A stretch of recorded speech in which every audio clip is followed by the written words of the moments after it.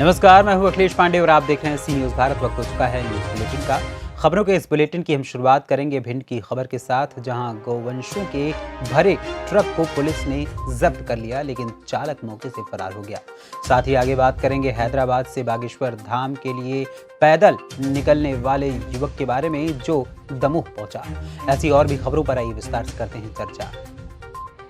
भिंड में गौवंश से भरा ट्रक दबोचा गया है। मौके पर पहुंची पुलिस ने ट्रक जब्त कर लिया है और तस्कर फरार बताया जा रहा है। गौवंशों को गौशाला में रखवाया गया है एसडीएम संतोष चौहान के द्वारा। भिंड से सीनियर संवाददाता विनोद। रात्रि लगभग 10 बजे नाम न बताने की शर्त पर एक व्यक्ति ने मुझे फोन पर सूचना दी कि एक ट्रक जिसमें गौवंश भरे हैं लाहौर की ओर जा रहा है। उक्त जानकारी से मैंने लाहौर थाने में पदस्थ मदन सिंह उपनिरीक्षक को अवगत कराया और मैं स्वयं कार लेकर ट्रक की जानकारी करने के लिए निकला। लाहौर से लगभग 3 किलोमीटर दूर जेल की पुलिया के पास मुझे एक ट्रक आता दिखाई दिया। मैंने गाड़ी को ट्रक के पीछे लगाया और लाहौर पचपेड़ा तराई पर मैंने कार को ट्रक के आगे खड़ी कर दी और ट्रक को रोक लिया। ड्राइवर को ट्रक से उतारने का प्रयास किया। ड्राइवर ने खिड़की लॉक कर रखी थी। काफ़ी खींचतान हुई। इस बीच पुलिस बल भी मौके पर पहुंच गया। पुलिस को देखकर ट्रक चालक ने ट्रक को स्टार्ट कर पुलिस की गाड़ी में टक्कर मारी और बाईपास की तरफ ट्रक लेकर भागा। पुलिस ने ट्रक का पीछा किया, मैं भी पीछे गया। लगभग आधा किलोमीटर दूरी पर बाईपास रोड पर ट्रक को खड़ा करके ट्रक चालक और उसमें एक बैठा अन्य व्यक्ति फरार हो गए। ट्रक को उसने जब्ती में ले लिया है। गोवंश को गौशाला में रखवाने की प्रक्रिया चल रही है। शर्मा की रिपोर्ट। बुलंदशहर में लखीमपुर कांड को लेकर राष्ट्रीय लोकदल का हल्ला बोल। रालोद कार्यकर्ताओं ने जुलूस निकाल कर की सरकार के खिलाफ नारेबाजी। रालोद कार्यकर्ताओं का आरोप, योगी राज्य में सुरक्षित नहीं दलित और आदिवासी। रालोद कार्यकर्ताओं ने सरकार से की पीड़ित परिवार को एक सरकारी नौकरी, 1 करोड़ रुपए और एक पक्का मकान मुहैया कराने की मांग। रालोद ने कलेक्ट्रेट गेट पर राष्ट्रपति के नाम एडीएम न्यायिक को सौंपा मांग संबंधी ज्ञापन। बुलंदशहर से सीनू संवाददाता नितिन सिंह राजपूत की रिपोर्ट। प्रेम जब अंत हो गया हो तो रोम रोम संत हो गया। कहते हैं कि भगवान के प्रति भक्तों के मन में सच्ची श्रद्धा और भाव होते हैं। या तो भगवान स्वयं उनके घर में आ जाते हैं या उसका बुलावा भेजकर अपने पास बुला लेते हैं, जिससे भक्त और भगवान के बीच में एक विश्वास और भक्ति भाव के स्वर जागृत हो जाते हैं। बागेश्वर धाम में विराजे बालाजी सरकार और सन्यासी बाबा के परम शिष्य धीरेन्द्र कृष्ण शास्त्री महाराज द्वारा भारत और विदेशों में कथा के माध्यम से धार्मिक प्रचार प्रसार कर लोगों में भक्ति भाव जगा रहे हैं। बागेश्वर धाम में दिनों श्रद्धालुओं की आवाजाही बढ़ गई है और बागेश्वर धाम का दरबार भक्तों से भरा हुआ रहता है। साथ ही साथ संध्या कालीन आरती और बागेश्वर बालाजी सरकार के दर्शन के लिए भारी भीड़ उमड़ रही है। बारिश में भी लोग भीगते हुए बालाजी सरकार के दर्शन के लिए आतुर हो रहे हैं। भैया कहाँ से आ रहे हैं? मैं हैदराबाद से बागेश्वर धाम जा रहा हूँ। आपको कितने दिन हुआ अगर निकले? अभी मेरे को 25 दिन पूरे हो चुके हैं। आपकी कोई मनोकामना, कोई चाह? गुरुदेव की ऐसी कृपा है, सारा संपन्न है, कोई दिक्कत नहीं है। बस गुरुदेव से मिलने की इच्छा हो रही है, उनका आशीर्वाद चाहिए। आपके मन में ख्याल कैसे आया कि हम पैदल बागेश्वर धाम जाएं? मन में ख्याल गुरु का प्रेरणा थी। उन्होंने मेरे को दर्शन दिए सुबह 13 तारीख की सुबह 5:30 बजे उन्होंने मेरे को दर्शन दिए। बस फिर मैं ऑफिस निकल गया। ऑफिस निकलने के बाद शाम को जब वापस आया तो ऑटोमेटिक मेरे दिमाग में पता नहीं कैसे जम गया, क्या हुआ। जबकि मैं गाड़ी से या प्लेन से ट्रेन से आने वाला था, लेकिन फिर मैं उसी दिन नाइट में 9:30 बजे निकल पड़ा हैदराबाद से बागेश्वर धाम। गुरुदेव की आज ऐसी कृपा है कि आज मेरे को 32 दिन हो गए मेरे को कोई प्रॉब्लम नहीं आई, ना कोई बारिश में भीगा हूँ। बारिश का मौसम है, डेली बारिश बरस रहा है, लेकिन जहाँ जहाँ मैं आता जा रहा हूँ वहाँ पर बारिश नहीं हो रही हो। अगर बारिश होती भी है तो वहाँ पर मुझे कुछ नहीं मिली, कहीं ना कहीं। दमोह से सीनू संवाददाता शुभम राठौर। कन्नौज में आफत की बारिश बनी चोरों के लिए वरदान। देर रात चोरों ने 3 दुकानों में सेंधमारी कर 2 दुकानों को अपना निशाना बनाया और लाखों का माल उड़ाकर चंपत हुए। सुबह दुकान खोलने पहुंचे व्यापारी सामान उथल पुथल देखा तो अंदर जैसे गया सेम देख उसके होश उड़ गए। उसने पुलिस को सूचना दी। मौके पर पहुंची पुलिस जांच में जुटी। कन्नौज में सुबह से हो रही बारिश, जिसके चलते रोड के ऊपर सन्नाटा छाया हुआ था। शाम होते ही बारिश होने लगी, जिससे इलाके में सन्नाटा हो गया। दुकानदार अपनी दुकानें बंद कर घर चले गए। वहीं बारिश चोरों के लिए वरदान बनकर बरसी। चोरों ने बीती रात कई दुकानों को अपना निशाना बनाया और लाखों का माल उड़ाकर चंपत किया, लेकिन गश्त देने वाली पुलिस को इसकी भनक तक न लगे। आखिरकार पुलिस गश्त करती है कि नहीं। सदर कोतवाली क्षेत्र स्थित सराय मीरा चौकी से महज कुछ ही दूरी पर चोरों ने बर्तन और परचून की दुकान को अपना निशाना बनाया। दुकानों में सेंधमारी कर लाखों रुपए पार किए। भैया क्या नाम है आपका? सुमित शुक्ला। क्या हुआ भैया आज? अरे भैया कल रात में थोड़ा पानी आने गिरा था, जल्दी चले गया था 7-8 बजे लमसम। उसके बाद सुबह भी दुकान खोली, ऊपर देख के सब सामान लेना पड़ा था। कितने की चोरी है? वही लमसम 70-80 हज़ार रुपये का सामान भी इतना ले लें। कुछ नकद भी गया? नकद भी 20 हज़ार पीछे रखा था, 10 हज़ार आगे, 30 हज़ार लमसम। टोटल कितना हो गया? लमसम 1 लाख रुपये। कन्नौज से सीनू संवाददाता सीबू सैनी की रिपोर्ट। रतलाम के जावरा शहर में धार्मिक स्थल हुसैन टेकरी, जो कि मुस्लिम समुदाय का मध्य प्रदेश का सबसे बड़ा धार्मिक स्थल है।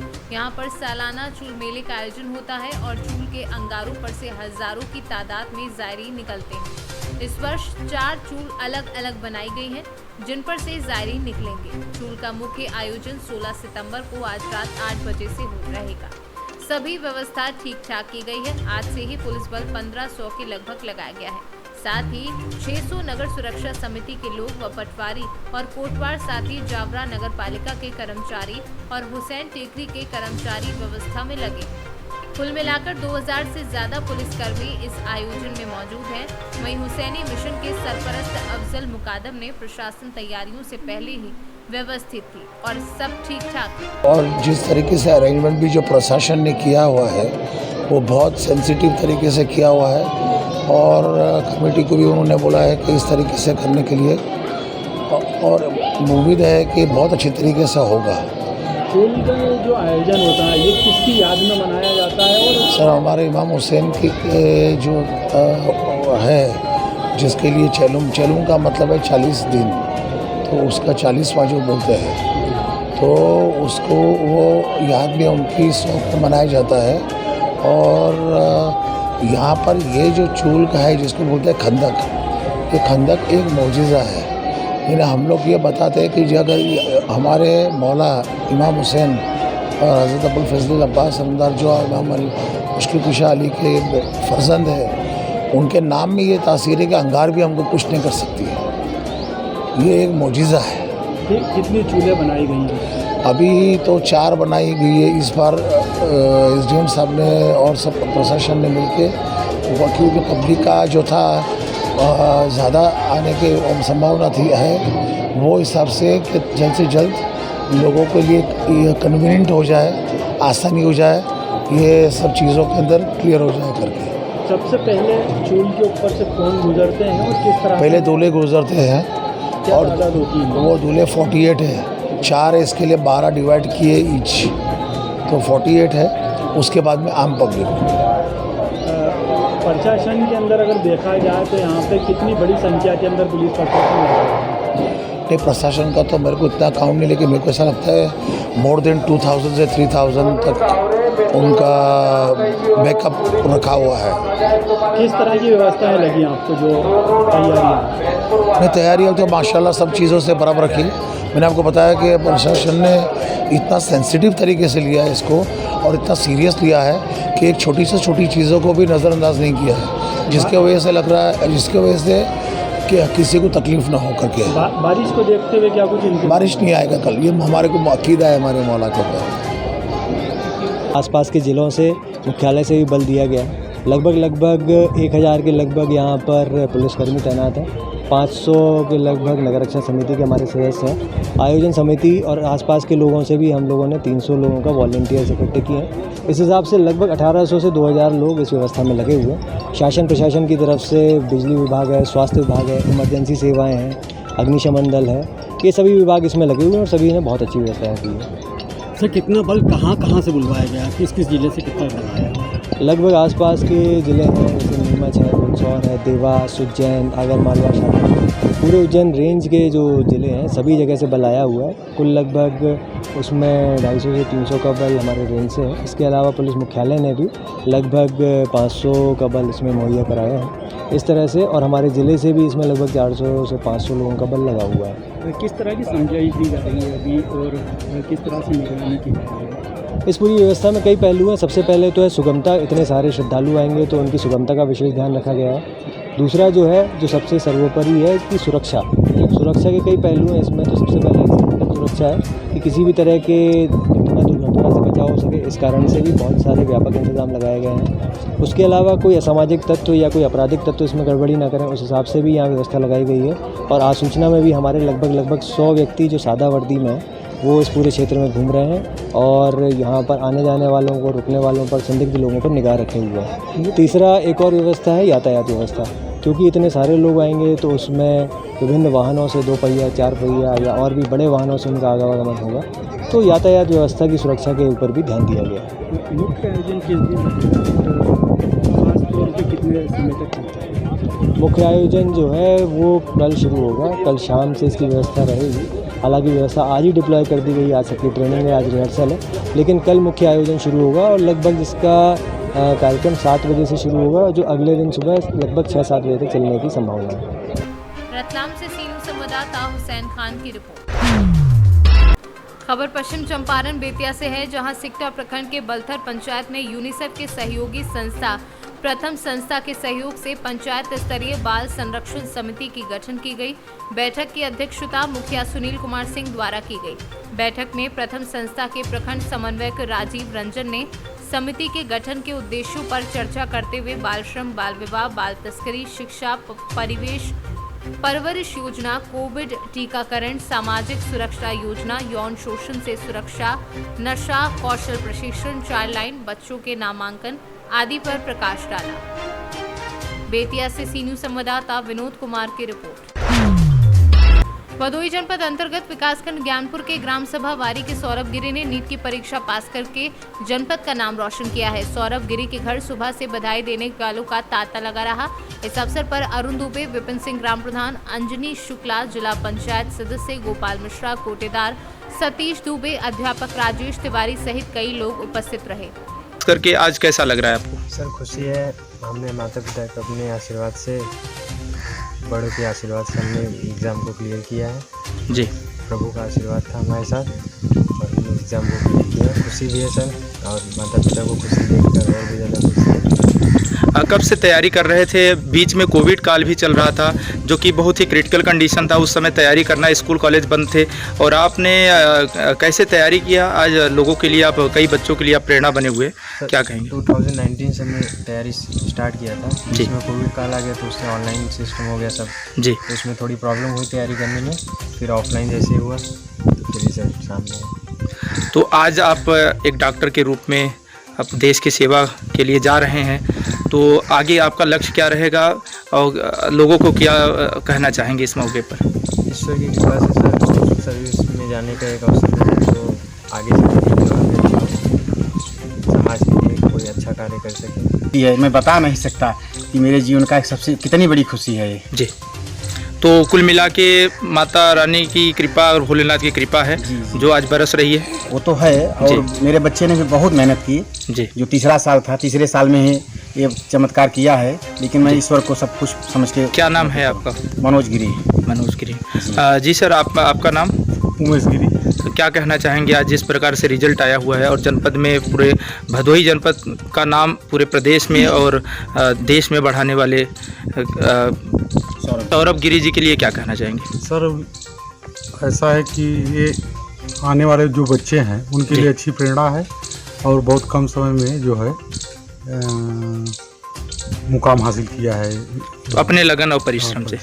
जी सर, जैसा कि देखा जाता है गांव के कोई भी मैटर हो आप उसमें सम्मिलित रहते हैं और आज आपके ही गांव में एक लड़के ने जो कि पूरे जनपद में नाम रोशन किया है पूरे प्रदेश में, तो क्या कहें? हमारे ग्राम सभा वारी में जी एक ऐसे प्रतिभावान उज्जवल भविष्य के चेहरे प्रकट में हुए हैं डॉक्टर सौरभ गिरी जी। बहुत ही थोड़े समय में यह लड़का चमत्कार किया। बीच में कोविड काल चल रहा था, ऑनलाइन पढ़ाई किया। 1 साल में कुल मिलाकर के 3 साल में ही इन्होंने चमत्कार करके दिखाया है। इस ग्राम सभा वारी के लिए बहुत ही प्रेरणा स्रोत है जी। सर क्या नाम है आपका? ब्रह्मदेव पुरी।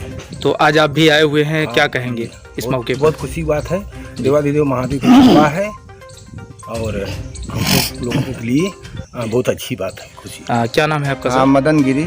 क्या कहना चाहेंगे? बहुत खुशी की बात है, बच्चे ने बहुत मेहनत से और अच्छे से गाँव। आज कैसा लग रहा है आपको? आज बहुत हर्ष हो रहा है, बहुत खुशी, पूरे ग्राम सभा को बहुत हर्ष हुआ है। बहुत जैसा कि देखा जा रहा है सुबह से सर यहाँ पे लोगों का तांता लगा था और आज भी अभी भी लोग आ रहे हैं और जा रहे हैं, तो क्या कहेंगे? हम तो यही कहेंगे कि हर बच्चों के दिमाग में ऐसा आए कि प्रेरणा इनका कि हर लोग ऐसा ही परिश्रम करें और अपना। आज की स्थिति में अगर देखा जाए कि लड़के इधर उधर भटक रहे हैं, लेकिन कुछ ही बच्चे होते हैं जो अपने माता पिता का नाम रोशन करते हैं, अपनी परिस्थितियों को समझते हैं। इस परिस्थिति को बहुत भापते हुए जी बहुत अच्छा काम किया है। इनको देखते हुए समाज का जो बच्चा, हर बच्चा यही चाहेगा कि हम भी डॉक्टर इंजीनियर बने। क्या नाम है आपका? परशुराम गिरी। क्या कहेंगे सर और सौरभ गिरी जी के बारे में? देखिए आज का जो रिजल्ट आया है जी, सौरभ गिरी ने जो कमाल करके दिखाए हैं, ऐसे मुझे ऐसा प्रतीत हो रहा है कि आने वाले समय में जो युवा छात्र इधर उधर पढ़ाई कर रहे हैं अब इनकी नकल करेंगे डॉक्टर सौरभ गिरी के जी रिजल्ट से। जैसा कि पीछे भी देखा जा रहा है घर की स्थिति अभी भी वैसी है, लेकिन इनके पिता ने कितना संघर्ष करके इनको पढ़ाया होगा। परिस्थिति तो बहुत अच्छी नहीं थी जी, लेकिन इस परिस्थिति को देखते हुए इन्होंने अपने मेहनत करके ऐसा रंग लाया कि आने वाले समय में जो अब नए लड़के निकल रहे हैं वो भी नकल करके ये दूसरों के लिए प्रेरणा काम करेंगे, दूसरा प्रेरणा स्रोत बनेंगे और बन भी गए हैं। और हम आगामी माँ विंध्यवासिनी, जगत जननी माँ विंध्यवासिनी से अनुकंपा से मैं ये प्रार्थना करता हूँ कि आगामी MBBS करके MD में भी ये आए जो है टॉप 10 की श्रेणी में इस वारी गांव का नाम रोशन करें। भदोही से सी न्यूज़ संवाददाता नितेश उपाध्याय की रिपोर्ट। बाराचट्टी प्रखंड के कुल 13 पंचायतों में जलवायु परिवर्तन कार्यक्रम चलाया जा रहा है, जिसमें मुख्य रूप से सरकार के विभिन्न योजनाओं पर कार्य करने वाली फिया फाउंडेशन व FCDO का अहम रोल है। सरकार के द्वारा संचालित योजना जैसे सामाजिक सुरक्षा योजना जो CBO के माध्यम से वंचित समाज के बीच लाभ दिलवाना। इस संबंध में प्रखंड समन्वयक शत्रुंजय कुमार ने बताया कि ये संस्था पूर्ण रूप से सरकार के द्वारा संचालित योजनाओं पर कार्य करती है। सर क्या जो फिया फाउंडेशन है इसके द्वारा आप ये कैसे संस्था है और क्या क्या वितरण किया जा रहा है? फिया फाउंडेशन जो है बाराचट्टी प्रखंड में पिछले 1.5 साल से ICRG प्रोजेक्ट जलवायु परिवर्तन अनुकूलन का काम कर रही है और उसी के अंतर्गत हम लोगों ने टोटल 2600 पौधा जो कि 13 यूनिट पौधे जो हैं 13 पंचायत में बांटा है और उसी के साथ साथ 200 बीज जो है न्यूट्रिशन गार्डन के लिए हम लोगों ने दिया है और जिससे कि लोग अपने यहाँ किचन गार्डन के रूप में सब्जी का पौधा उगा सकें। और हमारा लक्ष्य है कि जो भी वंचित समुदाय हैं जिन्हें सामाजिक सुरक्षा योजना का लाभ नहीं मिल रहा है वो फिया फाउंडेशन की टीम उनके लिए सहयोग भी कर रही है और समुदाय के साथ साथ हम लोग वैसे लोगों को भी देख रहे हैं जो हाशिए पे रह रहे हैं और उनके लिए हमारा प्रयत्न रहा है कि सरकार से उन्हें उचित लाभ मिल सके। परिचय दे दीजिए अपना। मेरा नाम शत्रुंजय कुमार है, मैं फिया फाउंडेशन से प्रखंड समन्वयक बाराचट्टी गया से सी न्यूज़ संवाददाता राहुल नयन की रिपोर्ट। विगत दिनों इंदौर आगमन पर प्रीतम लाल दुआ सभागृह में आयोजित एक कार्यक्रम के दौरान केंद्रीय मंत्री एवं रिपब्लिकन पार्टी ऑफ इंडिया के राष्ट्रीय अध्यक्ष रामदास अठावले को मालवा केबल ऑपरेटर संघ ने अपना संरक्षक बनाया था और तभी से केबल ऑपरेटरों की आवाज को बुलंद करने में अठावले ने महत्वपूर्ण भूमिका निभाई। इस बारे में विस्तृत जानकारी देते हुए मालवा केबल ऑपरेटर संघ के अध्यक्ष मोहम्मद इकबाल खान ने बताया कि इसके पूर्व कोई भी केबल ऑपरेटर ब्रांडेड व इंटरनेट की सुविधाएं किसी को नहीं देता था, परंतु श्री अठावले के संरक्षण बनने के बाद ही केबल ऑपरेटरों ने ब्रांडेड और इंटरनेट की सुविधा प्राप्त करते हुए लगभग 50% डिस्काउंट में आम लोगों को भी उपलब्ध कराना शुरू कर दिया। आज यहाँ इंदौर आगमन पर किस तरह से उनसे चर्चा हुई और किस तरह से उनका सम्मान भी यहाँ किया गया? आज उनके आने के बाद यहाँ पर जो इंदौर में जो भी प्रोग्राम था वो गवर्नमेंट का सरकारी प्रोग्राम था। उस प्रोग्राम के बाद जो मालवा केबल ऑपरेटर संघ को हमारे रामदास आठवले जी केंद्र मंत्री ने, जो हमारे संरक्षक भी हैं मालवा केबल ऑपरेटर संघ के, केबल ऑपरेटर के संरक्षक भी हैं, पूरे मध्य प्रदेश के केबल ऑपरेटर में से जो भी बॉडी है एसोसिएशन की वो उपस्थित हुई। उन लोगों ने जो है उनका बहुत तहे दिल से उनका स्वागत किया और खुशी मनाई इस बात की कि उन्होंने आज हमको जो ब्रॉडबैंड इंटरनेट 200 रुपये में मिल रहा है लोगों को, 30 MBPS 1000 GB डाटा, ये कभी भी जो है आज तक किसी भी नेटवर्क कंपनी ने, रेलटेल ने, जियो ने या और कोई भी कंपनी ने किसी ने भी आज तक ना दी है ना दे सकता है। ये चीज़ जो मिली है आज उपभोक्ताओं को, रामदास आठवले की ये सौगात है। RPI Republican Party of India के जो राष्ट्रीय अध्यक्ष भी हैं और ये हमारे मालवा केबल ऑपरेटर संघ और इधर मध्य प्रदेश के केबल ऑपरेटर की मेहनत है, जिनकी वजह से आज हम लोग इस स्टेज पे हैं और हम आज ब्रॉडबैंड इंटरनेट भी चालू कर चुके हैं। और ब्रॉडबैंड इंटरनेट 200 रुपये और 300 रुपये में केबल 500 रुपये में आज कॉम्बो प्लान हम दे रहे हैं हर घर में जिसको भी चाहिए, केबल ऑपरेटर के मार्फत दे रहे हैं। केबल ऑपरेटर चर्चा भी की गई आर्थिक समस्या को लेकर। आर्थिक समस्या में हमने उनके सामने MSME लघु स्मॉल स्केल इंडस्ट्री की तरफ से जो लघु उद्योग है पोलो ग्राउंड में इंदौर में यहाँ पे ऑफिस है उनका, उस जगह पे वो सर्विस प्रोवाइडर को 10-10 लाख रुपए देने की स्कीम है और मैन्युफैक्चरर को 25 लाख से 50 लाख तक देने की स्कीम है। और नई अभी जो स्कीम आई है उसमें 2 करोड़ रुपए तक की सहायता है, जिसमें हमें 3 साल बाद सब्सिडी मिलती है, ब्याज नहीं लगता है, उस पैसे का हमको नील हो जाता है। ये हमको वो करके देंगे, बैंक कोई दिक्कत नहीं हो, ये जाके प्रधानमंत्री मोदी जी से मुलाकात करेंगे, उसमें कुछ सहयोग करेंगे, ऐसा उन्होंने बोला है और जल्दी से जल्दी ये काम भी हो जाएगा हमारा, ऐसे उसने आश्वासन दिया है। मैं Mohammad Iqbal Khan, Republican Party of India, प्रदेश अध्यक्ष, माइनॉरिटी सेल। तो आप लोगों ने इनकी सहायता की थी, इनके संरक्षक बने थे और आज ये 200 रुपये में लोगों को इंटरनेट और ब्रॉडबैंड की सुविधा भी दे रहे हैं, क्या कहना? हाँ, तो मतलब इसके बारे में जो केबल ऑपरेटर है इनकी जो समस्या थी, तो ये हमारे इकबाल पठान जी जो RPI के हमारे लीडर है, तो मेरे पास मतलब केबल ऑपरेटर को लेकर आए थे, मैंने उसके लिए मदद भी की थी और कम दामों में मतलब उनको जो इंटरनेट है, केबल ऑपरेटर की जो समस्या थी उसको हल करने के लिए हमने कोशिश की है। अभी थोड़ा बैंक का प्रॉब्लम है, बैंक में मतलब बैंक के माध्यम से भी आपको सहायता मिलनी चाहिए, आपको लोन भी मिलना चाहिए। जो केबल ऑपरेटर होते हैं एक घर घर में मतलब केबल ऑपरेटर का कनेक्शन होता है, संबंध होता है और केबल ऑपरेटर की बहुत बड़ी आवश्यकता है। पूरे मध्य प्रदेश में 5000 से ज़्यादा केबल ऑपरेटरों की संख्या है। इंदौर में कम से कम 282 जो केबल ऑपरेटर है, तो सबको सहायता देने की कोशिश हमारी है। जो बैंक का प्रॉब्लम है उसके लिए मैं ज़रूर जो स्टेट बैंक ऑफ इंडिया देश की सबसे बड़ी बैंक है, ये बैंक से मैं बात करूँगा, पंजाब नेशनल बैंक है और भी कोई जो लीड बैंक्स है उनके साथ बात करके केबल ऑपरेटरों के लिए जब लोन की आवश्यकता होती है तब केबल ऑपरेटर को भी बैंकों ने मदद करनी चाहिए। उसके लिए मैं बैंक से बात करूँगा। और केबल का जो बिज़नेस है ये बहुत अच्छा बिज़नेस है, घर घर से इनका संबंध होता है। जो बच्चे लोगों के भी मतलब स्टडी करने के लिए इसका इंटरनेट के माध्यम से उपयोग हो सकता है। तो इसके लिए मैं केबल ऑपरेटर के साथ हूँ।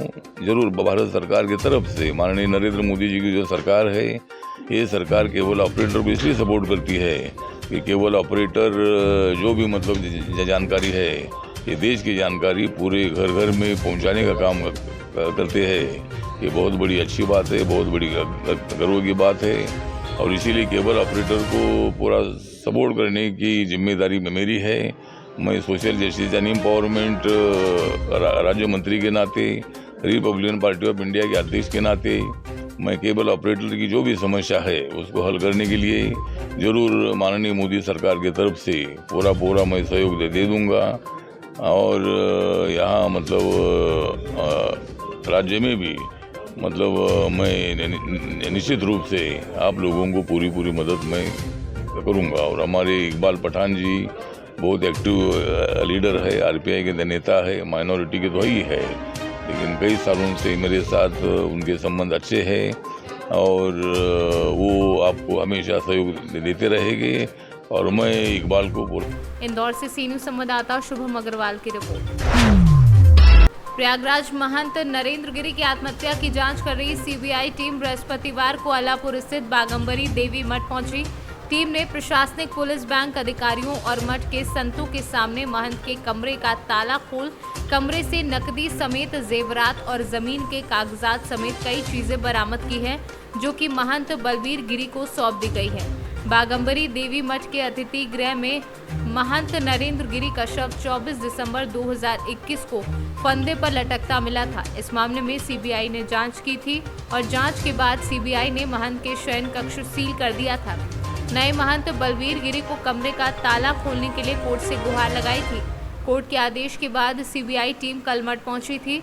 इस दौरान सीबीआई टीम ने एसीएम तृतीय अभिनव कन्नौजिया, एसीएम चतुर्थ गणेश कुमार कन्नौजिया और सीओ चतुर्थ राजेश कुमार यादव के साथ ही बैंक अधिकारी भी मौजूद रहे।